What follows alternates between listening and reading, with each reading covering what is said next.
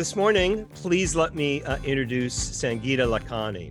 If you are a foodie in Columbus, you are already familiar with Sangeeta's work.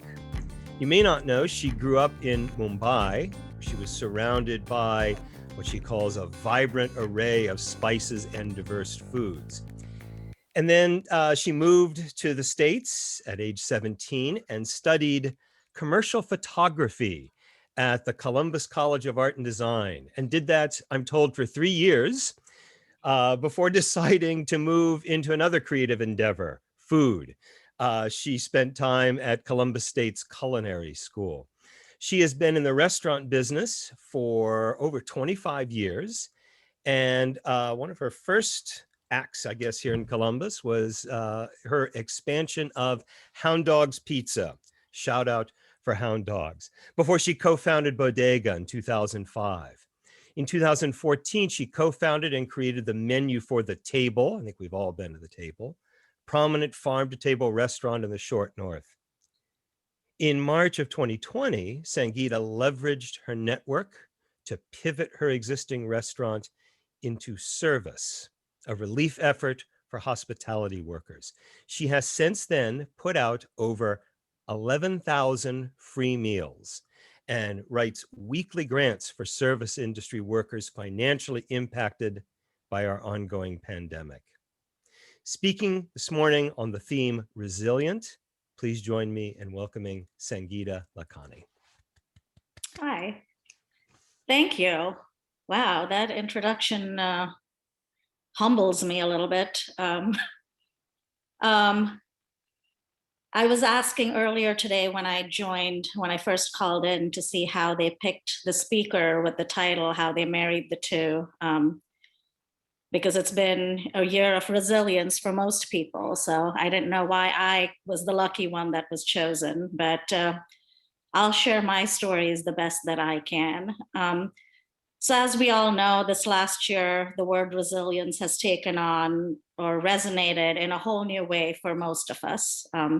Everybody, no matter how small or how large the change was in your life this past year, has had learned to be resilient in some form.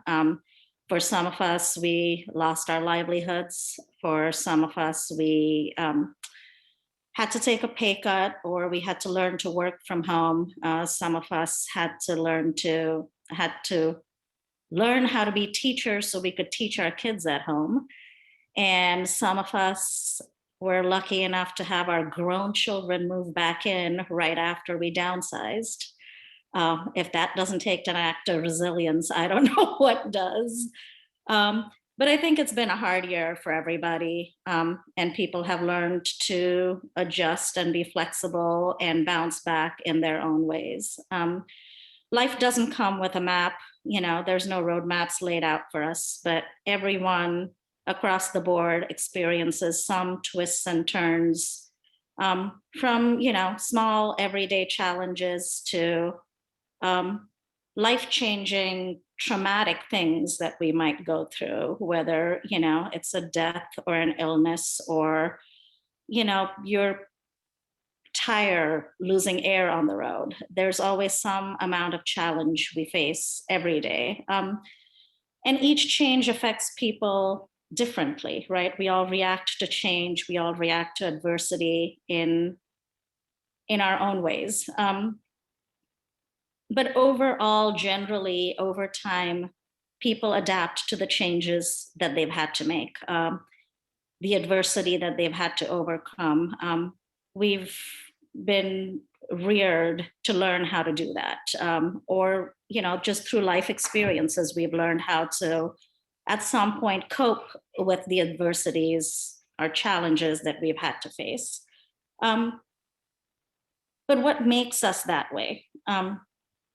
And that's the question that I guess has been running through. Like, is it a genetic superpower? Is it something that I was just born with? Or is it a series of events that brings us to becoming resilient?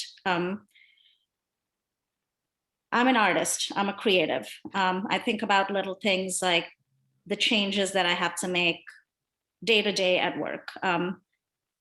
Do I create the menu that I want at work? Do I get to make all the food that I want? No, I have to react to what people want. I have to make little changes to my menu to make sure the people that are walking into the restaurant are happy. An artist that's putting up a show, is it all the pieces that he might want? At some point, even artists have to be a little flexible, and they're going to put out a few paintings that they know they're going to sell just so they can pay or have enough time to create the next show. Um, so we've all to, whatever our challenges are, we've all had to have some flexibility, some ability to adjust, some ability to bend and bounce back in whatever way.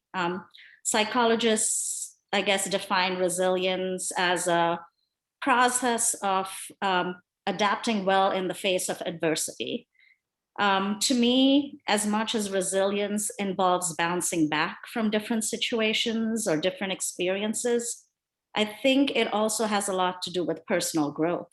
Um, Looking back on my life, I have been through some, of course, in my scale of things, I've been through some pretty momentous things, some turning points in my life that have all changed me or had forced me to be flexible or forced me to bounce back.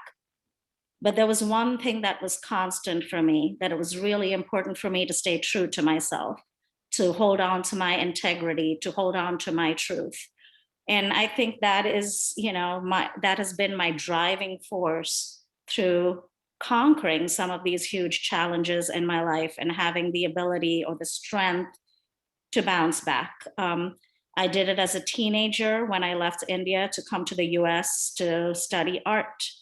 And I had to go against my family. I had to go against their beliefs. I had to fight their inflexibility and their resilience to fight for my own, and leave. I did it as an adult, when I had to leave my marriage with 2 toddlers and no money in my pocket, and find my way through that.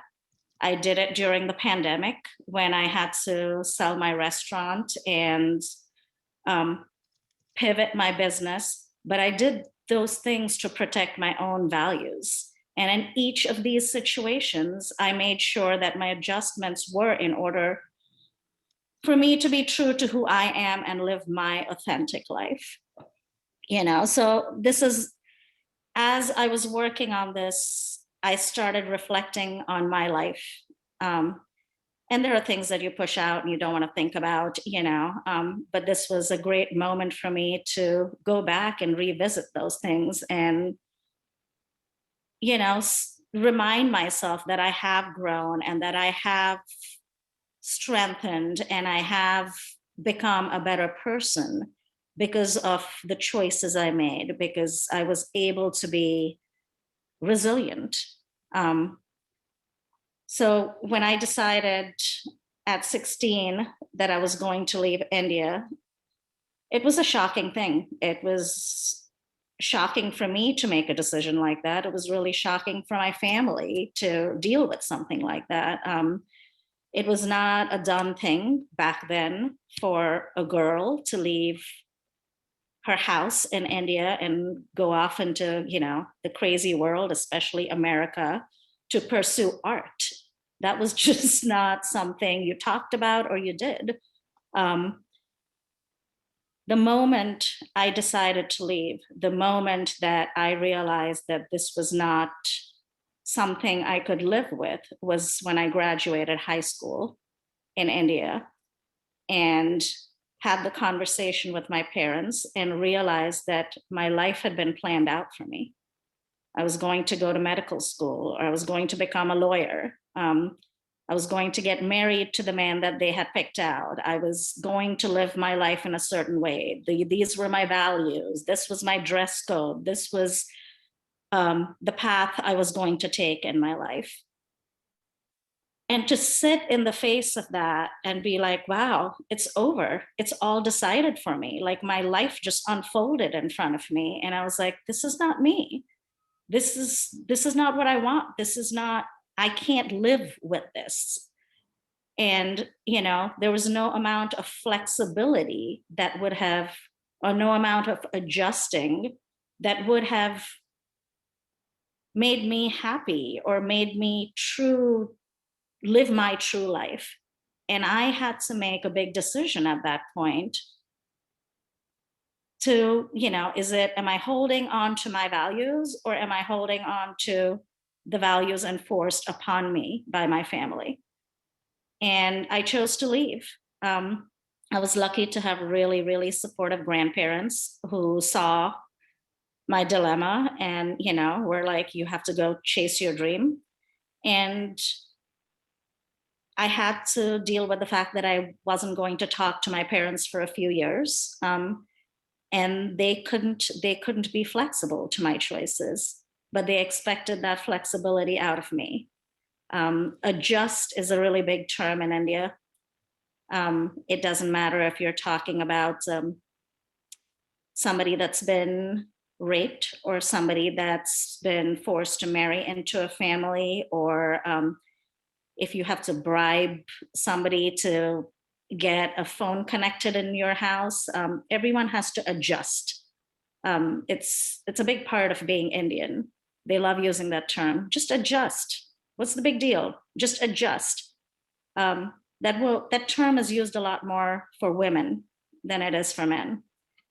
As a woman, you have to just adjust. You're a girl, just adjust. This is what the world demands of you. This is what the country demands of you. This is, you just have to learn to be flexible. So I did. I learned to be flexible, and I bent low enough to be able to escape under those gates and run away and flee the country. I did exactly what they wanted me to. I adjusted my life right out of that situation. And it was tough. It's not easy at that age, leaving everything, leaving comfort and family and everything to come to a country that you've only just visited. Indians come to America, you go to New York and LA. You don't even realize the rest of this exists. And then suddenly I'm in Ohio and I'm like, oh my gosh, like what is this? Like, where's the life? But I learned to adjust. I bounced back. I learned to take care of myself. I learned to cook. I learned that I had to go get a job. I learned that I had to take care of myself. I learned, learned how to drive here. I was flexible to the changes that were required of me. I learned how to deal with the little racism here and there, and the other things that just stand in your way in a new country. But you stay flexible, right? You adjust and you keep going. And then things were well. I went to CCAD to go to art school, to study photography, because that's all I knew as a creative when I left India. Like, you study art. Realized that wasn't for me. Got married, opened hound dogs, grew hound dogs, and was in a good marriage for a while, until it wasn't a good marriage. By then I had 2 toddlers in the house and was in the middle of a really, really, really bad marriage. And I didn't know what I was going to do, because I had 2 kids at home, one of whom was having like 80 seizures a day. And I didn't have a way out. I was working for my husband at the business. Everything was in his name. Hadn't been smart enough to put things in my name. Credit cards were in his name. The business was in his name. The house was in his name. And then came that moment of truth. I was like, next time I might not be alive. Next time I'm not going to live another day. And I had to adjust again. I had to make the changes. I had to be flexible. I had to be resilient, for not just my sake, but for my kids' sake. I had to live through this traumatic event and find strength and find my way out. And I did, as you do, because what is the option, right? Like you have to come through it. And it's not always just about you. Sometimes it's about your family. And I had over the years called my parents and tried to ask them for help, and, called friends in town, called friends out of town, like, I'm in this really bad place, I need help. But people say the same things over and over, or did to me at least, especially from my family. They couldn't handle a divorced Indian woman coming back home. That was not an option for them. So at one point, I did leave here and go back to India with my kids. And my parents actually called my husband to come pick me up and asked me what I had done. And he is a man and he works hard. And as a woman, you need to be more flexible and you need to bend more. And, you need to turn the other cheek. You need to adjust. You need to make changes. He is who he is. He's working hard. He's providing for his family, and everything else should just be ignored. Came back home, couldn't figure out what to do until that moment came where I was like, okay, this is it. I'm done. And I adjusted my way out of that relationship, and started a new business, open hound dogs. Open bodega, and worked day in and day out, had to sacrifice time with my kids, had to sacrifice a lot to bounce back from what I had just been through. But those were things that were necessary. It would have been easy to just roll over and let him win, but that was not my truth. That was not how I was going to live my life. That was not my legacy. I would not let another person write my story, so to speak. And it took a lot, but I did it. I bounced back. I created an amazing business. I raised two amazing kids. And I'll say that just right now because probably in an hour I'll want to kill them myself. But they are amazing kids, and they had to learn to be resilient because they saw a lot of things and they had to leave their father behind and grow by themselves without, this person that should have been supporting them, and learn how to be resilient going through a divorce and seeing their parents split up and seeing the ugly that they did. And they had to grow to be really resilient children. My older son had epilepsy for years, and he's learned to adjust his life and have an amazing life. And that requires resilience. He's bounced back from so many situations over the years, and it has made him so much stronger. So personal growth is, I think, something you take through every one of those changes, every shift. I think you have an opportunity personally to take something away from that, not just bounce back, but come back stronger, not just bend, but make sure that your impact is twice fold when you do stand up again. After bodega, and bodega, thanks to this community, had immense success. And as I grew, I decided to open the table. And the table was truest to my philosophy. It was truly a passion project for me. I wanted to work with local farmers. I wanted to have a teaching kitchen. I wanted an atmosphere where we could educate customers on a healthier lifestyle and working with local communities. And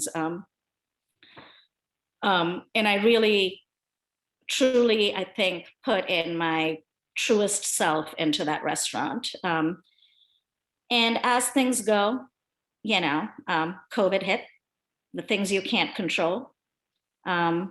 And we suddenly had to shift from being a dine-in to having carry-out food. Well, our food that we created at the table wasn't meant for carry-out.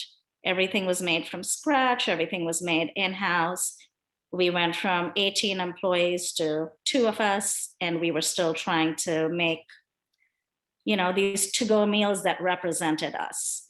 And as time went on, we realized we couldn't sustain it. And suddenly I found myself picking up groceries from Kroger or ordering things from Cisco and writing menus where, that would be easier to prepare for a carryout, right? Might have been the best burger and mac and cheese in town, but that's not what I wanted to make. It was not true to my philosophy. It was not why I did that. And I remember that menu so well because we had our highest sales in carryout because of that menu. And that was the moment I realized that I had to shut the doors because I was selling my soul to keep this alive. And it was not the restaurant that I had built. It was not true to my philosophy.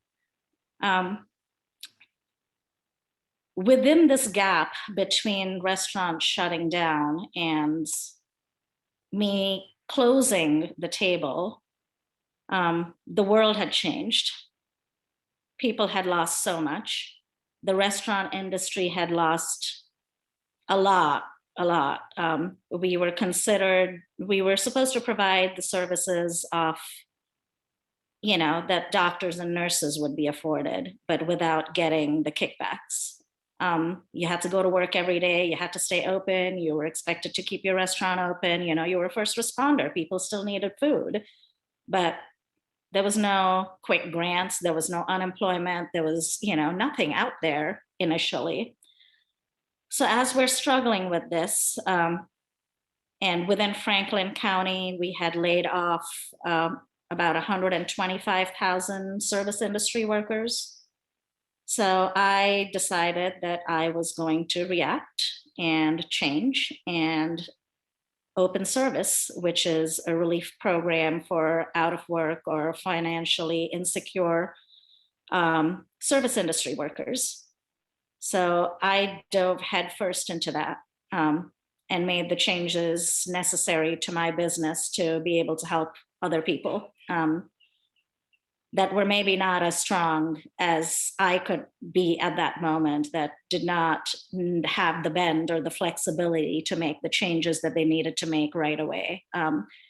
So we decided that was a big part of what we were going to do, and we were going to help people. And then in due course, I realized, the table had to close. This could not, I was not, once again, willing to be flexible with my integrity in order to stay open. And that was a big part of me being resilient once again, being able to change, being able to bend and come back with opening service without selling out. And it's been such an interesting path, and it's been such an interesting thing to look back upon, because in the last year, people have used that word resilience so much, right alongside with pivot, but resilience has been a big word. And when I opened service, I heard, when I closed the table and opened service, I heard that used a lot, like, oh my gosh, you're so strong. You're so resilient, and I didn't really put it together, because to me, it was never an option, right? Like, what do you do? Like, what are the expectations? I have to do something. Did you expect me to just like curl up in a corner? I mean, I did for about 3 days after I shut down the restaurant. I did curl into a ball and like cry, and like, the full body heaving when you're like crying with your entire body. So I got that out of my system, and then I stood up and did the next thing, right? Because you move forward in life, you you change, you grow, you're like a ship in the water, right? There's always waves, there's storms, there's shifts in the wind. What are you going to do? Jump off the boat every time like you hit a wave? You adjust your sails, you change your direction just slightly. But at the end of the day, your goal is still your goal. You're still going to the place you want to go to. But sometimes you got to maneuver things a little bit. You have to stay buoyant. You can't just, take a dive into the ocean every time your boat tilts a little bit.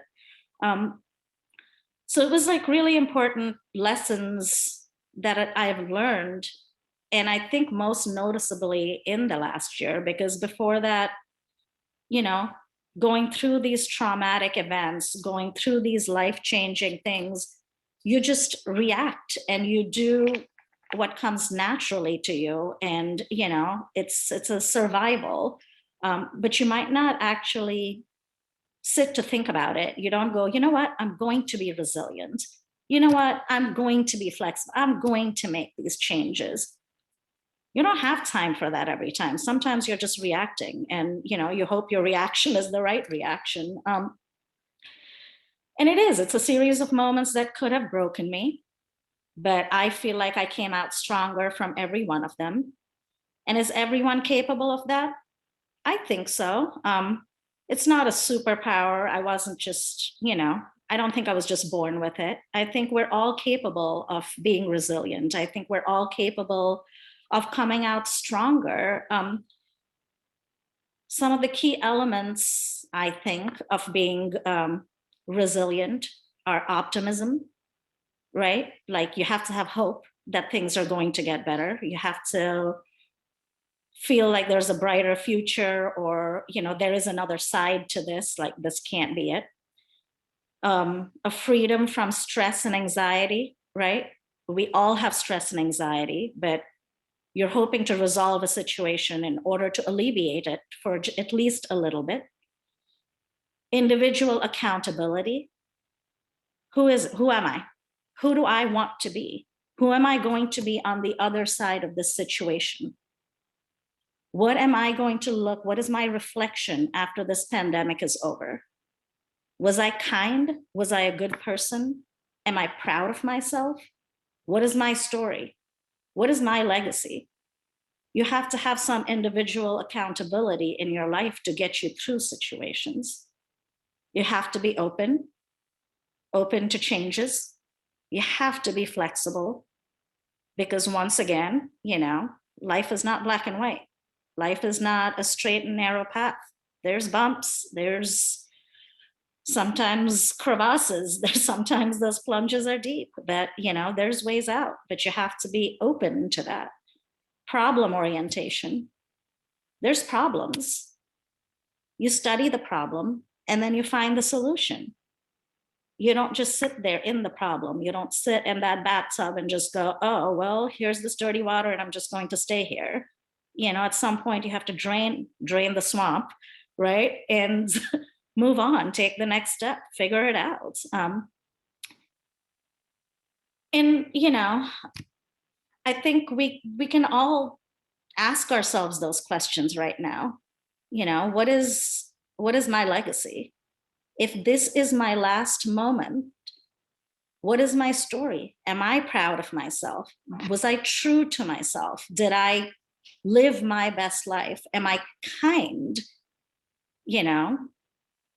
And I think if we can answer all of those questions, then resilience is, you're there. You are resilient. That's it. Yes, the Zoom applause is deafening. Zoom applause is deafening. I had well, thank you, Sangeeta. I had neglected before I introduced you to say if you have questions or you want to continue a conversation with Sangeeta, please write your thoughts in the chat.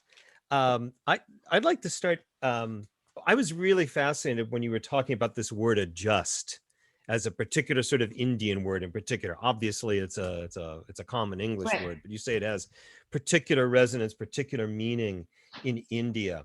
And it sounded, as you were describing, you were sort of connecting it with resilience, but it sounded to me like those in India who must adjust sound like women, that it's women who are burdened to be flexible and to adjust. Was I hearing that correctly?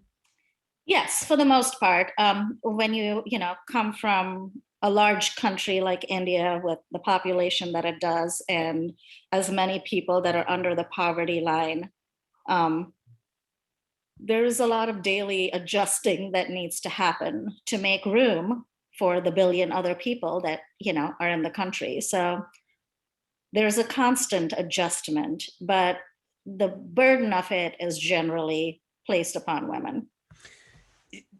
Well, I wanted to explore that further. Does that imply that, well, I don't know what I want to say here. Does that imply that it's women who must be resilient, and that that's something that that men don't have to think about? You were told that your husband provides for you and those sorts of things. It sounds to me that they were saying that your husband didn't have to be resilient. You were the one that had to be resilient. Well, so here's the funny thing, right? Because when I was researching originally the word resilience, like to type it into Google, if you go down the list, one of the things that shows up is resilient women. Huh. There is not a resilient man topic on Google. So I think it's maybe globally attributed to something that women have to bear.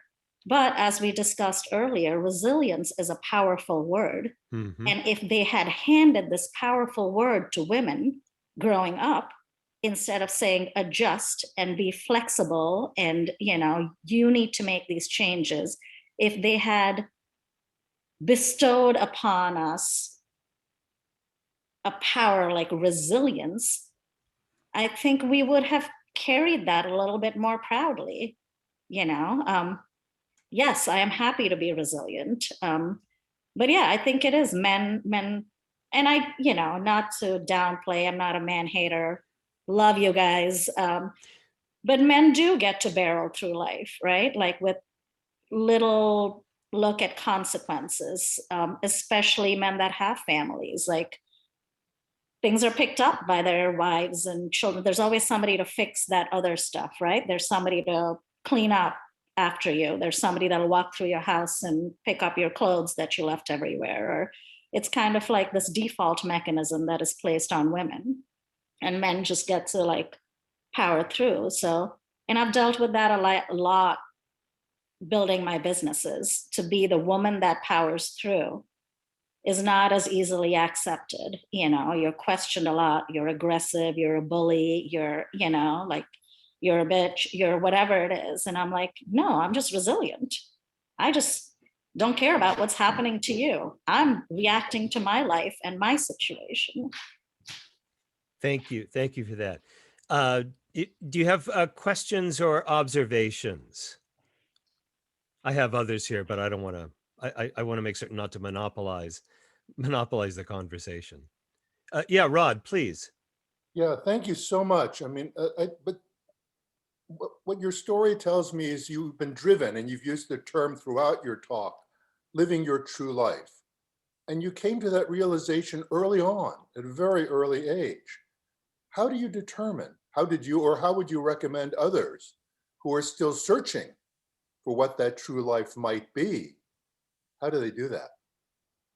It's my husband asked me yesterday, he was like, I would love to go back to that moment where you became you.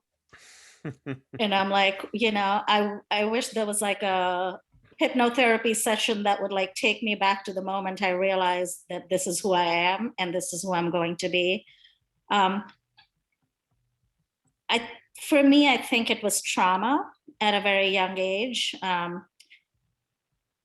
Not to say that I didn't have an amazing family life, but to grow up in a joint family like I did, and uh, the volatile situations within a family like that, I think the trauma of trying to find your place and fit in and stand out amongst all of these other kids,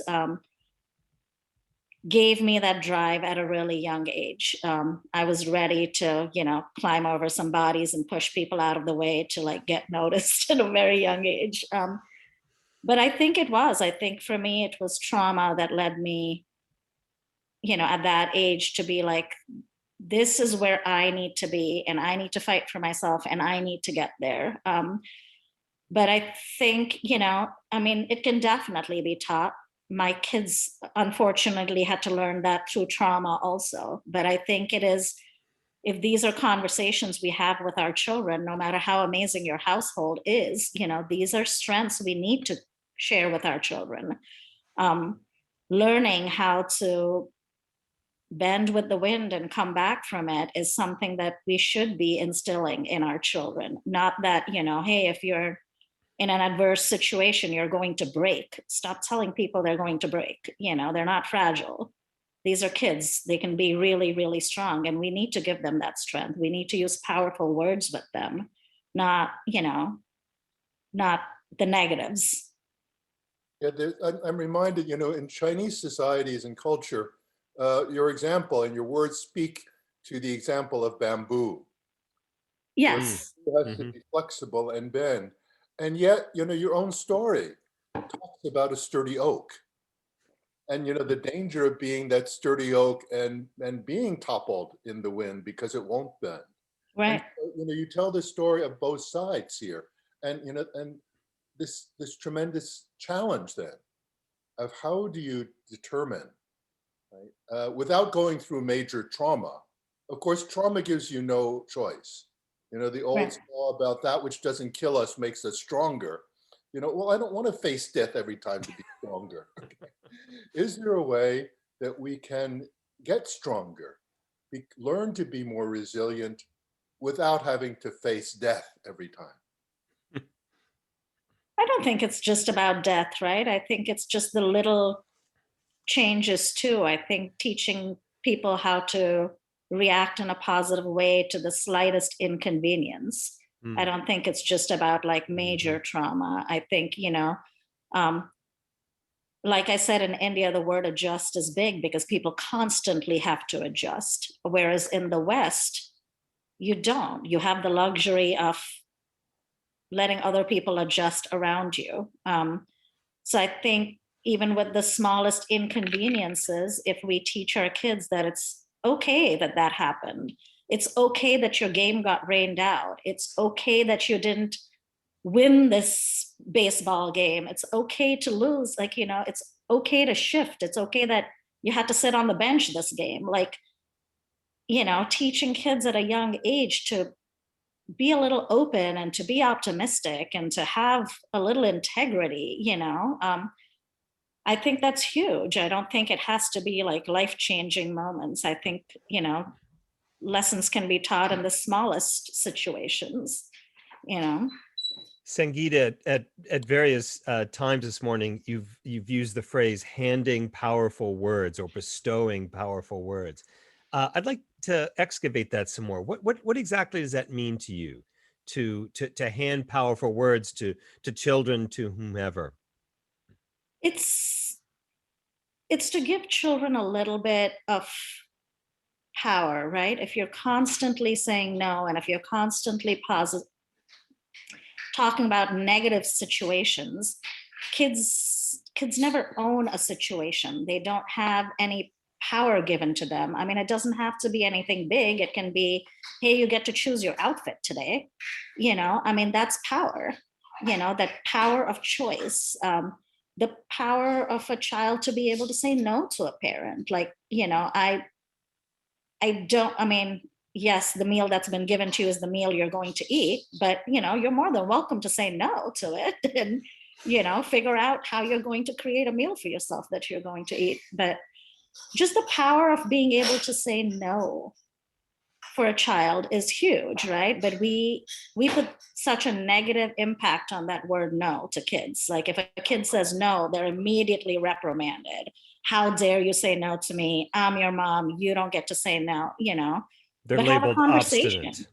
Right. Have a conversation about it. Why don't you want to do that? Let's discuss that. Why? So what can we do? Because I need you to do this for me. I need you to take the trash out, but you don't want to. So let's figure out how we can like get you there. Why is it that you're so against it?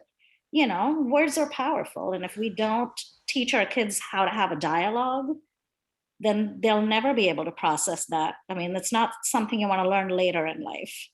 What are some more of these powerful words that we should be bestowing on children? I don't know, man. Oh, I came up with the I didn't one. want to put you on the spot, but Yeah. Let's open that up to the panel. that's a good question. Powerful words that we could be bestowing on children. Maybe just sort of, I don't know, say them out loud or write them in the chat. I just love this idea as a lover of words. So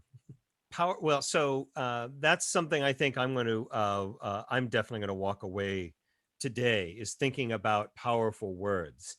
And as an educator, what is it that I do both to identify and to bestow? I mean, I'm going to use that word, Sangeeta. I will of course reference you, of course. This is what we do as academics. So, but we heard a lot of powerful words from you today, and I want to thank you so much for sharing with us this morning.